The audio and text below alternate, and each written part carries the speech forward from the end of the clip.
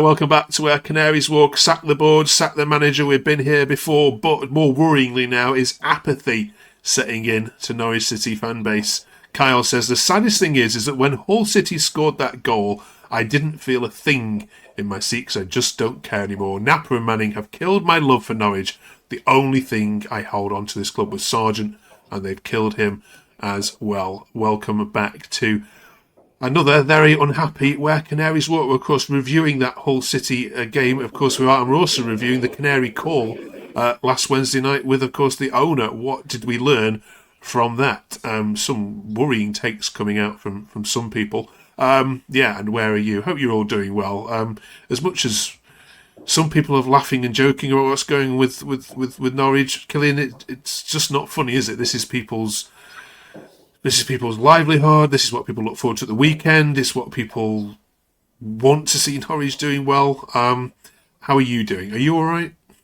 Yeah, I mean, I think I've been distracted a bit, to be honest with you, by something that has upset me this week a lot, has been the reaction of our fans. And, maybe not the time or not the popular thing to have a go at some of our fans, but going back to Swansea, for example, I mean, I guess I'm like everybody else. I'm massively disappointed with how we've shut up. But to see grown men shouting abuse at young players, I just don't think it's good enough. There's times to not be happy about a match, but to be honest with you, I want the team to stay up. I don't want them in League One, and I think some of our fans do want them in League One because if you think about it, we're doing rubbish, but at the end of the day, is shouting at them going to help them stay up or lead them more towards League One? So I'm pretty annoyed at some of the stuff I've seen, especially on social, from some of our fan base. I just think people have gone to the extreme. I think that these are young lads, who haven't performed, but it's certainly not going to help them perform, shouting abuse at them. Yeah. Everyone has a right to feel frustrated, but we certainly don't want to take it out on them.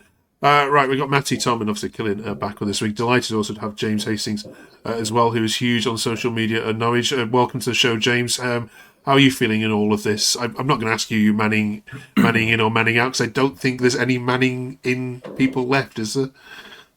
Probably not. I think those that were, I think both me and Tom were in agreement. Up until probably just before Swansea, I think we had a bit of patience with him, but these last two games, there's so many questions that need answering. And, I've always said you can blame Napper as much as you want. You can blame the players, but Manning's got to take a lot of responsibility as well. How I'm feeling, fed up. I can't see anything changing at all in the next sort of 2-3 games. I generally don't know when our next win's going to come. I think I'm right in saying, Matty, that in terms of records, it is now officially the worst home record run for Norwich City in their entire history. Of seven in a row. I mean, Alex says there's no justification for keeping him now. Look at our record. He's done an embarrassing job. Why do you think they are keeping him? Because if Napper sacks Manning, then Napper knows that his neck's on the line as well, because that would be another failed appointment, and therefore his justification for being in that role would be very much under scrutiny. So I almost think that, I don't want to say that Attanasio has had the wool pulled over his eyes, but I'd be intrigued as to how true everything he said on the phone during the week prior to the game against Hull about him kind of seeing things for himself and not having the wool pulled over his eyes. I'm not so sure if that has been the case for the past 5 or 6 weeks or whatever, and maybe it's not until he's gone and looked for himself that you're seeing that actually things aren't quite right, because how much has Napper just told him, oh yeah, things will turn around, things will be okay, because he doesn't want the pressure of having to sack another manager, and therefore Attanasio turn around and go, well, these are your appointments, how is it going so wrong? So I think that's possibly one reason why he's still in charge. Yeah, we'll come on to that Canary Call more in a second. Let's finish off the Hull one, though, first, Tom. Sam says, it says more about us that we lost, but Hull are so bad, it's not even funny. How on earth they are in the Championship, let alone top half, let alone top 6. Every week I watch rubbish players, awful teams beat ours.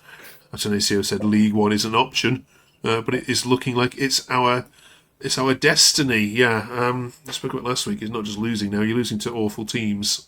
I didn't think Norwich were going down, but I did watch the whole game in the pub with friends. And first half, same as Derby, I thought you were right. You should have been 1-2. Sargent missed a goal, which old Sargent last year scores nails on, and then same old Derby, wasn't it? They come out. I mean, what he says at half time, I just don't know.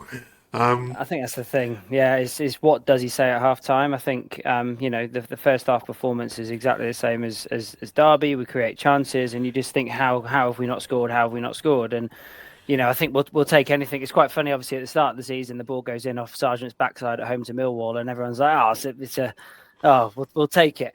At this moment in time, we'll take it going in off any particular body part, anatomy, or anything in between. Honestly, it's we just need the ball hit the back of the net, and I think Carrow Road was a pressure cooker on Saturday from what I saw, and if that ball goes in the first half and we score, I genuinely think we have lift off, because we put some moves together in the first half, and actually we looked like we could have scored 3 or 4 before half time. And again, unfortunately, it's the same old thing that the whole managers come out after the game and gone, well, Norwich, they sort of spared our blushes in the first half, and Kenny McLean's a great player, and this, that, and the other, but we made one change at half time, and that unlocked it for us. And how many times is that going to happen this season, where an opposition manager is going to make a change at half time and it unlocks something for us? We sat here last week and said, why did Liam Manning change it at half time? Because it basically just swung it back in Swansea's favour. So, is it that the players are so tactically inept that they can't adapt to a new system? Is it that the manager is so tactically inept that he can't implement the right system at the right time? Is it a mixture of the two? Honestly, I'm running out of positive and nice things to say about how bad we are. The only green shoots, and it might lead you on, but the only green shoots are the rumours about the potential chief exec and sporting director appointments, which could potentially shake it all up. But at this moment in time, 3 weeks ago, Matty said he's got 5 games. I thought he had Derby and Swansea, and I thought that would have been enough. We've obviously now had 3 games with 3 more losses down the road, and we've got obviously Sheffield Wednesday and Leicester this week. It can, but honestly, it can't. I just don't see how. I just do not see how anybody involved in any kind of business, sporting club, recreation, tiddlywinks, whatever you do, right? You cannot be as bad as we are for as long as we have been and go, do you know what? I'll leave it exactly the way it is. It's honestly, it's like being a right-handed golfer and swinging a golf club left-handed and wondering why it's not going very well, and then continuing to do the same thing. It's honestly, we've said it before, but it is insanity. And I think we're all lost for words and inspiration and positivity. And I appreciate I've gone on a bit of a rant, but it's just honestly, it's just it's laughable. Yeah, I mean, what do we make of all the stuff that went on? In remonstrations, the bit outside, the 5 tennis balls, the sit-in after the game. I mean, it's been laughed at a little bit, Killian, to be honest, with rival fans online. But what did you make of it all? Well, I mean, we can't even do that well. Can't even protest. They're not just with the team.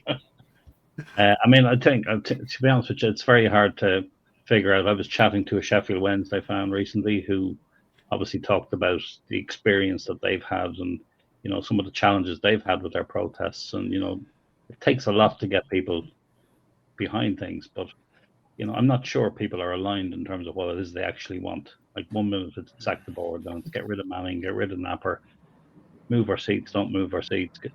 It's like you've 26,000 or 27,000 people all not really sure what they're doing or where they're going. So I think there's some direction needs to come from somewhere.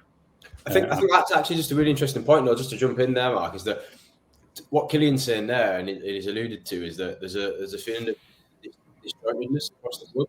From a communication perspective, from a directional perspective, it's like, well, how is he still in the job? What's Zoe Webber doing? What's doing? There's all of this sort of disjointedness.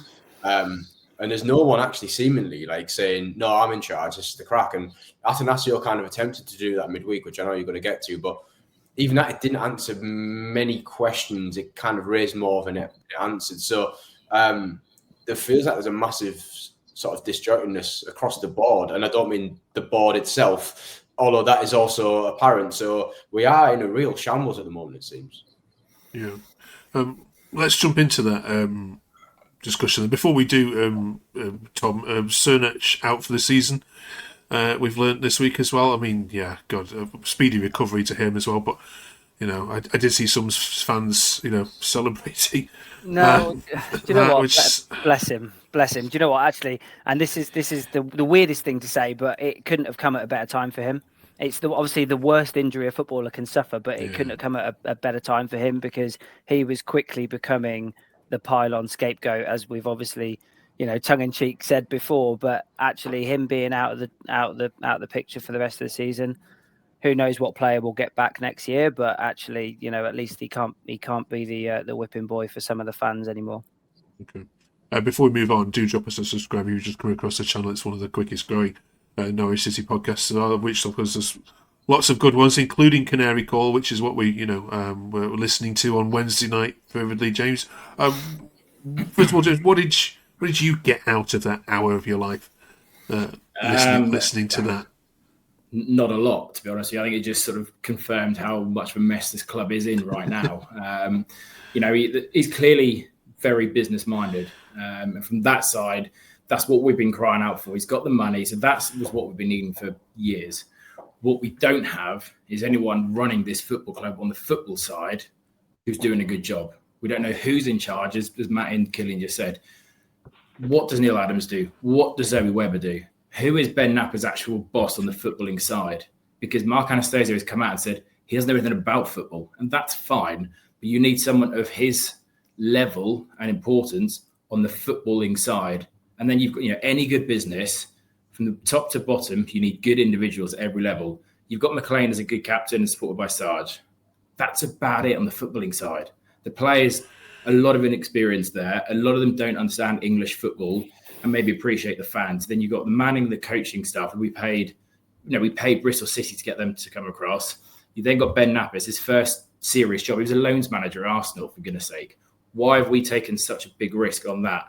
Then you got Webber and Adam. There's no experience within the ranks at all. So what did I take out of Anastasio's interview? We're just in a real mess. The only good thing is obviously the fans not being moved from the river end, but that should never have happened in the first place. Mm-hmm. What about the rest of the other three of you? Anything? Yeah, just on what James said there. About the fan side of it, I think that answer was very telling, or is an announcement there. I think that was a very indirect criticism of how the club has been run by him, without naming names.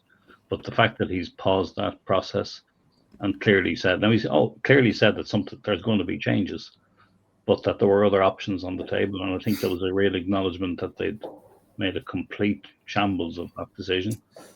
And so I don't think it's just fan pressure. I think he probably realizes, obviously spoke to fans, that's just not the way to do business. And to me, that is something that has been lacking in the club. I think there's some really good talented people who work at the club, but there is a lack of real business acumen that I've seen there. And I think that Mark will bring it to the club. Sorry, I think another thing is in the interview as well, he came out and basically said he regrets the Nunes move. But that's a red flag of Ben Napper again, because he basically left Napper to make that decision, and it's backfired. We didn't need the 10 million. He came out and said his business partner, whatever, is basically a billionaire essentially. We didn't need the money. Again, like Killian said, it's a massive own goal. The fan situation with the move, and then the Nunes. I think on Matty's point earlier on about if he does, if we do sack Manning, then who's interested to make the next appointment. And I think for me that's a really important point to note, because actually I think if we do sack Manning, and Manning, by the way, he looks. I actually feel sorry for him. He looks done, doesn't he? He looks done. He's being wheeled out in front of the camera twice a week at the minute, because obviously the sort of regularity of games. The guy looks knackered. He looks devout of ideas. He couldn't inspire a raindrop to race down a window at the moment. So I think for me,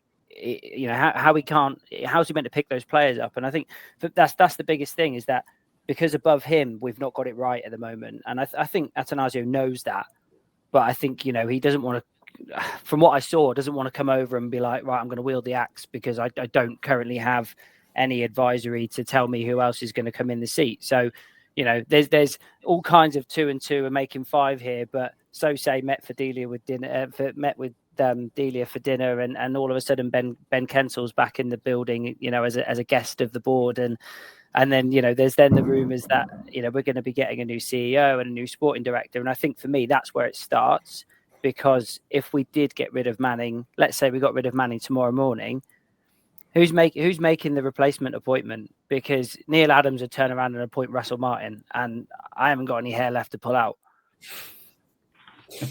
On that though, it's good. On that though, if we did appoint Kensel, for example, as a CEO, like the club needs a CEO, the club needs someone from a footballing perspective who's got a bit of experience, who's kind of willing to put their neck on the line and be a spokesperson and kind of say, no, this is the direction we're going. Because as James has said, Attanasio doesn't know football. He's a businessman, and that's as James says again, it's okay.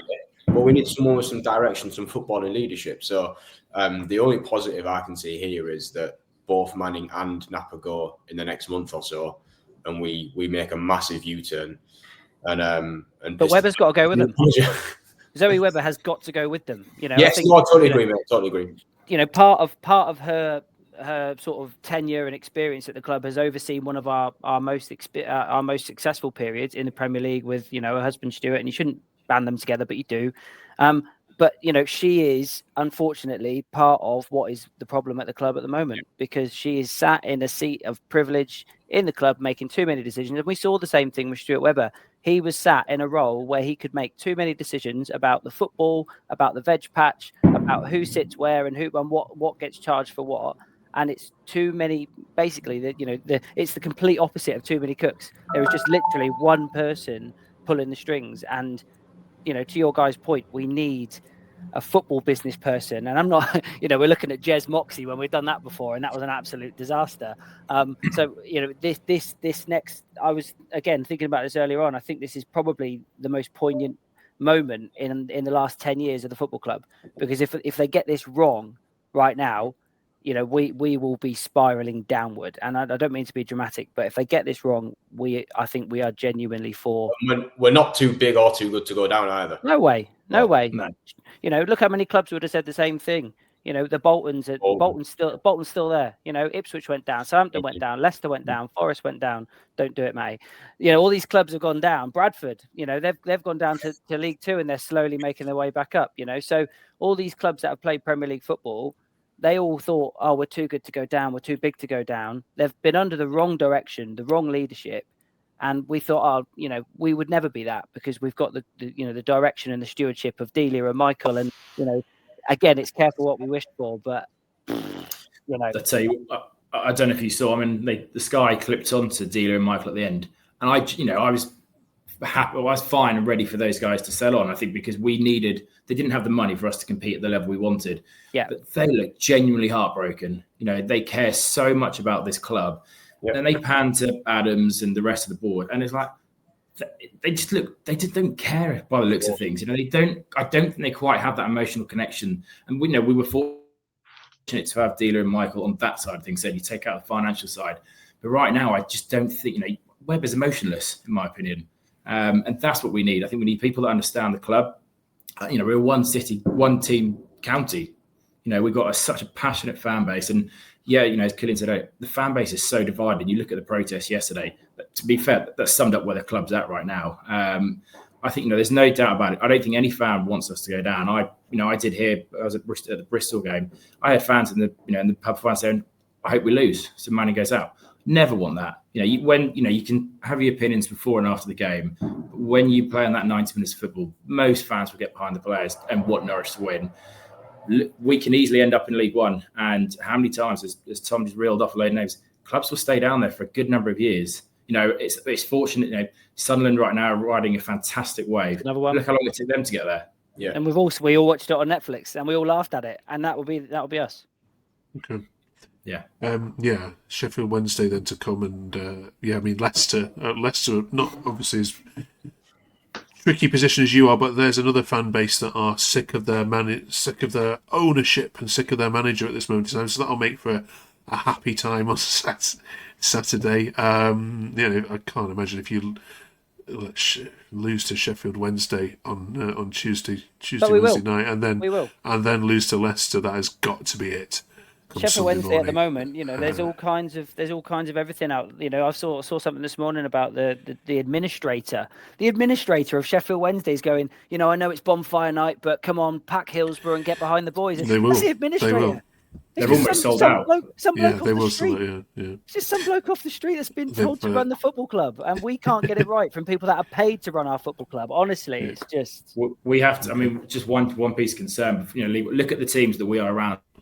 Right now on the table: Southampton, Sheffield United, Leicester are down. We are really, we're 5 points off safety.